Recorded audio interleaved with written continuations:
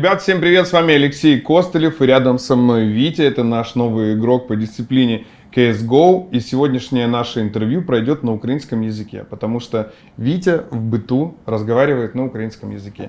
Вітя, привіт, я вітаю тебе в Наві. Привіт, Я дякую. приготував для тебе дуже цікаві питання, і зараз ми почнемо з першого. Вітя, СНД ком'юніті знає тебе ще з часів Spirit, але пишуть, що ти граєш в КС мало не з 3 років, та все життя захоплюєшся і займаєшся кіберспортом. Чи так це? Так, це правда. Перший раз я познайомився з Counter-Strike. Ну, я себе особливо не пам'ятаю, але мій батько посадив мене перший раз за комп'ютер в 3 роки. Це був Counter-Strike 1.5, і з того часу я граю. Прикольно, навіть не 1.6. Це тобі було 3 роки, він тебе посадив і каже, так, ладно, посиди, щоб не кричав, поклацай щось, я подивлюсь телевізор. І я отак от клацав і доклацався. А ти пам'ятаєш ці часи, 3 роки? Тому що я, наприклад, 3 роки, складно мені дається. Але в тебе є фотографія, наскільки я розумію. Так, у мене є фотографії, є розповіді моїх батьків, але пам'ятаю себе десь з років 6, так, що вже більш-менш. Але є моменти, які я досі не пам'ятаю. Мені розказують, що я там вигравав LAN по доті в 7 років, Counter-Strike в 9, а я цього там не пам'ятаю, коли було. Чуєш, прикольно, взагалі прикольно. А ти пам'ятаєш, коли вже ти розумів, що хочеш займатися кіберспортом? Тоді зрозуміло, що ти не розумів цього, але у який це час відбулося? Так. Може 6-7 років чи 8? Ти такий, так тут можна заробляти гроші. Ні, це було набагато пізніше. Я просто все життя грав, займався своїми справами, навчався. В мене доволі суворо в цьому плані була сім'я, що мені доводилось поступати в університет, хоча я цього не сильно хотів. І я зрозумів це на 2-му курсі в університеті, коли вирішив, все, годі з мене цього, і пішов ціленаправленно вже попасти так би сюди в кіберспорт. Тобто не сувора сім'я, вона не хоче, щоб дитина навчалася в університеті. Ні, я в плані, що це було для них дуже важливо. Круто. Добре, наступне питання. Ти їздив на World Cyber Games як глядач. Так. Скільки років тому це було і пам'ятаєш цю подію? Вона тебе взагалі вразила? Як ти туди потрапив як глядач? Це прям був не фінальна стадія турніру, це були кваліфікації українські, які проходили у місті Львів. І це був 2005 рік, я туди їздив з татом якраз своїм, він грав тоді. В команді був капітаном рівненської команди Рівненської області. О, це дуже прикольно. Ти колись розповідав про це? Здається, так, але я не впевнений. І це була команда, якщо я не зраджую пам'ять, називалась вона BT5, Best Team 5. І так, я з ними їздив, дивився, бо мені ще тоді було не можна грати, мені було 8 років, здається, чи 9, щось таке. І куди вони дійшли в цьому чемпіонаті? Вони в полуфіналі за вихід на цю основну стадію програли, не пам'ятаю кому, не скажу. Прикольно. А скільки татові років зараз? 41. Прикольно. Татові великий привіт, тому що це часи, коли ми самі починали грати в КС, і ми пам'ятаємо, я навіть пам'ятаю у Львові, я трошки молодший за тато, але пам'ятаю ці часи. 45. Я дуже молодший за тато, але пам'ятаємо ці часи, це було дуже прикольно. Ти ще й встиг здобути вищу юридичну освіту. Перед усіма молодими кіберспортсменами стоїть вибір між грою та навчанням. Як ти зміг усе встигнути? Це перше питання. Як гадаєш, ти зміг би побудувати юридичну кар'єру? Можливо, саме захищаючи права гравців і надаючи їм юридичний сапорт? І саме, якщо мислити в цьому руслі, то по захисту гравців це більше галузь, яку мені не подобалось вивчати в університеті. Я більше був схильний до кримінального процесу і кримінального права. Я саме на такому факультеті вчився. Тому таким би я не хотів займатися, але в цілому я міг би займатися юриспруденцією, оскільки в мене там всі в сім'ї цим займаються і дуже добре знаються. На цьому мені би допомогли, навчили мене чогось. Тобто такий варіант був. Круто. І все ж таки, ти розпочав свою кар'єру і Spirit став твоїм першим клубом. Розкажи трохи про цей час. Це був довгий період часу. Спочатку я грав в команді з тренером Spirit, який в мене був Цертусом, вона називалась Dream. І після того, як він повернувся на позицію тренера у команді Spirit, він вирішив забрати мене з собою туди, бо йому сподобалося, як я грав. І з того часу ми були разом з ним в Spirit весь час. Були погані часи, були хороші, коли ми набирали великі оберти, скажімо так, підіймались на достатньо непоганий рівень, я вважаю. І загалом це нереальний досвід, який мені подарувало Spirit. Я за це їм дуже сильно вдячний і нічого ніколи поганого про них би не сказав. І це дуже чудова організація, і там всі хороші гравці. То можна назвати Spirit твоїм ріднесеньким клубом, з якого починалася твоя кар'єра? Так, звичайно, це одна з самих важливих частин мого життя. Можеш назвати найяскравіші події у твоїй кіберспортивній кар'єрі? Чи був такий момент, коли ти подумав, що ти максимально близький або, можливо, навіть здійснив свою мрію? Чи такого моменту ще не настало? Те, що я здійснив свою мрію, такого моменту точно не настало. Але був момент на Старладері у Шанхаї, коли ми виступали, мені здавалось, дуже близько до Tier 1 рівню. І ось ми мали перейти на наступну ступінь, але після того все пішло в спад. Не змогли подолати останню ступінь, Так. щоб стати на Tier 1 про сцені? У нас таке було разів 6, мені здається, якщо не 7. А як ти вважаєш, в чому були помилки, чи чого не вистачало для того, щоб перейти цю межу, цей кордон на Tier 1 сцену? Ну, я скажу, відверто кажучи, що в моєму розумінні команда 5 гравців і тренер всі повинні вірити в одну ціль і не мати між собою якісь суперечок, які сприяють в негативній якості, коли ти йдеш до цієї цілі. І в нас завжди були проблеми, що хтось десь в щось не вірив чи думав по-іншому. Це і призвело до того, що ми не могли перейти цю ступінь. Я в цьому впевнений. Скажи, ти навіть набив тату в честь Spirit, Так. це я знаю. Розкажи, що це за тату і чому ти її набив? Дуже цікаво. Це татуювання, лого Team Spirit. Ось воно тут є, я не знаю, видно вам чи не видно. Бачно, що це Team Spirit саме. Логотип. Так, це саме логотип, який вже новий був, коли був у них ребрендінг. Чому я її набив? Тому що, як я і сказав, що це стало переломним моментом в моєму житті, коли я з кар'єри юриста перейшов в кіберспорт, і вони мені дали поштовх, змінили повністю моє життя. Все, що я маю, це завдяки цій ситуації, яка склалась в моєму житті. Тобто завдяки їм. Тому я вирішив набити цю татуювання як згадку про Spirit, про те, що це назавжди в моєму житті. Круто, круто.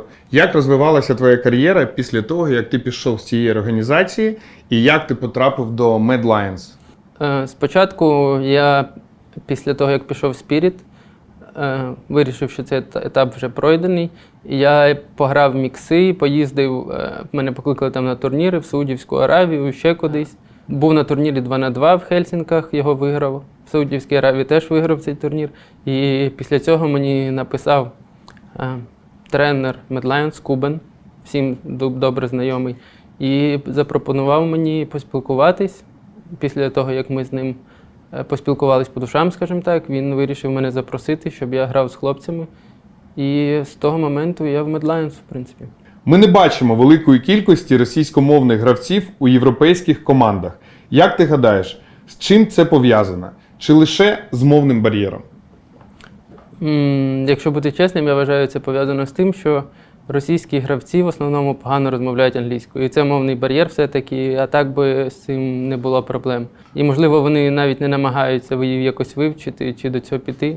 Це не всі, звичайно, є виключення, але взагалом така картина. А дуже, до речі, цікаве питання. Як ти вважаєш, чому вони не хочуть вивчати англійську мову? Тому що кожен кіберспортсмен знає, що англійська – це дефолт для того, щоб стати... Це більше, мабуть, питання до них. Це якби вибір індивідуальності кожного. Можна сказати, що вони лініві просто, чи що? Ні, все може бути, я не знаю, я не берусь сидити, не знаю. Добре, тобі було комфортно спілкуватися всередині гри англійською? Я б сказав, навіть більше мені не те, що було комфортно, мені було дуже цікаво, і кожен день це як була така радість, що я там проводжу час з хлопцями і вчусь щось нового. Круто, як нова експа, так? Так, я цього давно прагнув просто до цього. Не можу не запитати про події цього року. 24 числа Росія напала на Україну, і це змінило наше життя. Когось це торкнулось більше, когось менше, але торкнулось всіх. Ти займаєш активну позицію і висловлюєшся в соціальних мережах, за що тобі великий респект від нашої організації, від всіх, хто знімає це інтерв'ю і, мабуть, від всіх українців, які пережили це горе і переживають його надалі. Можеш розповісти, де тебе застала війна і що змінило в тобі? Ти пам'ятаєш цю ніч? 24 число, і ми всі її дуже гарно пам'ятаємо. Так, я добре її пам'ятаю. Де ви знаходились, де була сім'я твоя? Ну, в мене вся сім'я живе по Києву в різних районах. Я живу на Березняках, і ми проснулись з моєю дівчиною там в 4 з чимось, мені здається, чи ближче до 5 від вибухів.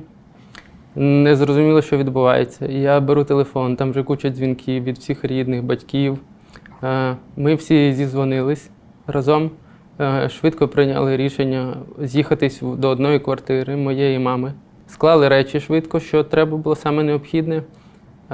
Поїхали туди, всі зібрались, нас було 13 чоловік, здається. 3 кота, 3 собаки і кролик наш. І ми зібралися і разом поїхали у місто, де я народився, там хата моєї бабусі, місто Костопіль в Рівненській області. І пробули там 3 місяці. Ці 3 місяці займалися волонтерством, допомогою. І хто чим міг. Як могли, так допомагали, скажімо так. Багато хто переглянув свої життєві пріоритети. Ти, коли почалась війна, ми знаємо, що ти дуже багато про війну говорив, ти висловлював свою думку. І мені цікаво, коли настав той момент, коли ти зрозумів, що ти не можеш більше мовчати, і ти повинен розказати всім, що ти з цього приводу думаєш. Да, я пам'ятаю цей момент чітко. Ми виїжджали з батьками з Києва, і я побачив, як на танках їдуть хлопці, такі як я, і зрозумів, що вони їдуть воювати, і це міг бути я. І я зрозумів, що не буду мовчати, і треба дати максимальний імпакт в цій ситуації, скажімо так. Так, дійсно, я вам хочу сказати, всі, хто дивляться наше в'ю, що про війну треба говорити. Не забувати, допомагати щирим, відкритим серцем, не забувайте про це, тому що це дуже важливо. Україні зараз дуже потрібна підтримка, і ми хочемо, вибачте, про це наголосити для всіх, хто нас дивиться. Дякую, Вітя, що поділився. Були емоції трошки в нас, і коли ми документальні фільми знімали, теж я не міг стриматись, тому що дійсно війна йде, і з кожним днем становиться все складніше. Що тобі допомагало триматися на плаву та не падати духом? Тому що перші дні вони були дуже складні для всіх. Потім як ти себе налаштував на якийсь позитивний лад, можна так сказати? В першу чергу це сім'я, тому що ми були всією сім'єю разом. І це будинок, в якому я виріс, мені там було комфортно, там все знайоме. Друзі, з якими я ріс там, з маличку, там, в тих же комп'ютерних клубах і так далі. І це допомагало трошки ізолюватись в хорошому плані, але все рівно паралельно ти завжди про це думаєш, стараєшся якось допомогти, чим можеш. І якось так. Коли до тебе звернулися Наві, твоя перша реакція, чи були якісь сумніви? Що ти відчув? Перша емоція була трохи здивування, тому що були вже різні ситуації в мене особисто з Наві, коли там, я здається, 2 рази міг попасти сюди. Але потім я віднісся до цього спокійно і нормально, тому що це хороший шанс, яким треба скористатись, і я до цього відносився доволі логічно, скажімо так. Але як далі відбувалися справи? Тобто, як пройшли тестові тренування? Хвилювався чи ти? Взагалі зустрічався чи спілкувався з хлопцями? Чи може онлайн ви якось говорили? Як надалі все відбувалося? Розкажи. Я розкажу, як це взагалі сталося в цілому. Я знаходжусь в агентстві, яке називається Prodigy, французьке. І це цього агентства, мій агент Джером, він сам конкретно написав до вас, Наві, і запропонував цю можливість, щоб я пішов в оренду. І завдяки йому, завдяки лояльності Medlions, які мене просто безкоштовно дали в оренду, і саме Наві, це вдалося зробити. Щодо тренувань, перевірок, такого нічого не було. Я просто поспілкувався з Андрієм Блейдом, з Хаосом, де й все, здається. З хлопцями не спілкувався? Ні, з хлопцями тоді ні, я просто попереписувався трохи з Перфекто і з Бітом, здається. Ми домовились, підписались і пішли працювати. І вже ми грали праки, не без проблем. В плані технічному, там проблеми з інтернетом, в когось були ще чимось, тому що така ситуація, всі не зрозуміло, де знаходяться. Але в цілому праки пройшли непогано, деякі добре, деякі не дуже.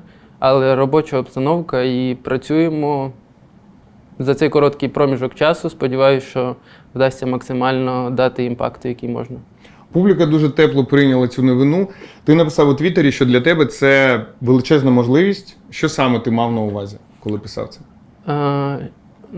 Це річ, там, про яку я мріяв все життя. Грати в Tier 1 Counter-Strike, там, попасти в Na'Vi. І саме це я мав і на увазі, що це велика можливість і треба нею скористатися, щоб довести те, що це мій рівень і я маю право тут виступати. Ну, це дуже прикольно. В тебе зараз, наскільки я розумію з твоєї відповіді, дуже велика мотивація є для того, щоб це доказати всім. Це перше. По-друге, зараз дуже багато розмов навколо тебе, навколо організації. Я навіть вчора ввечері дивився деякі стріми.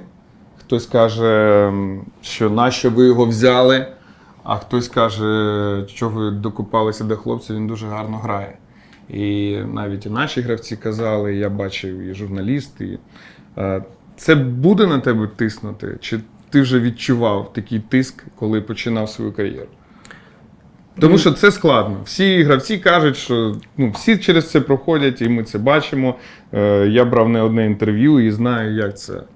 Ти зараз читаєш новини взагалі? Так, звичайно, читаю. Про себе щось читав? Комусь відповідав в коментарях? А що ти таке кажеш? Я зараз не знав. Ні, я в основному такі не читаю. Я читаю тільки особисті якісь, коли хтось пише мені особисто, чи в Твіттері, чи в Інстаграмі. І негативу я бачу там 0,5%. В основному всі позитивно підтримують. Там це моє ком'юніті, яке збиралось, воно невелике, але воно збиралось протягом всієї моєї кар'єри, того я впевнений в їх підтримці і в мене сумніву в цьому немає. А щодо негативу, він завжди буде, і це нормально, і я якось не відношусь до чогось серйозного. Я не за цим тут. Я знаю, що мені треба робити і для чого я взагалі тут знаходжусь зараз. Це дуже круто, що ти це розумієш, це дійсно насправді круто. І ми тобі бажаємо тільки успіху. Ще декілька питань наостанок. Добре. Чи почалися тренування перед бластом? Які головні челенджі ти зараз бачиш у цьому? Взагалі хвилююче буде приїхати на LAN? Звичайно, це буде хвилююче і це буде дуже круто, я думаю. Я вже чекаю цієї миті і хочу скоріше туди попасти. На рахунок тренувань, так, тренування перед бластом почались, як я вже казав. Головні фокус-пойнти для мене, які зараз є, це ролі, в які мене поставлять. Більшість з них я давно грав або не грав, і треба багато до чого звикнути за такий короткий проміжок часу. І я до цього прикладаю багато зусиль, всіма можливостями, які я маю. І того я думаю, що все вдасться і все буде нормально. Ми дуже раді вітати тебе в Na'Vi. Я дуже радий бачити тебе в формі Na'Vi. Я тобі бажаю успіху. Всім, хто дивилися, я теж дуже вдячний. Залишайте свої коментарі, підписуйтесь на наш канал та натискайте дзвіночок. З вами був Олексій Костелєв, а також Віктор Самдай Янг. Па-па, увидимся.